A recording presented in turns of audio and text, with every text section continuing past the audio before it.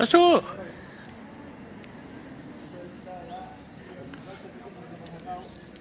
Aprovechando, como ya comentamos un par de minutos aquí, de hacer o no hacer la presentación de hoy, aprovechando los de las quintos y quintas que están ahora en el ayuntamiento, es un poco la relación intergeneracional que tienen las pensiones. Y no es solamente las pensiones de hoy, las personas que están ahora en el ayuntamiento tienen 18 años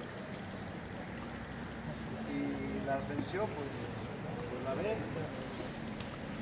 muy bien. De todas maneras, nosotros queremos insistir en la relación que tiene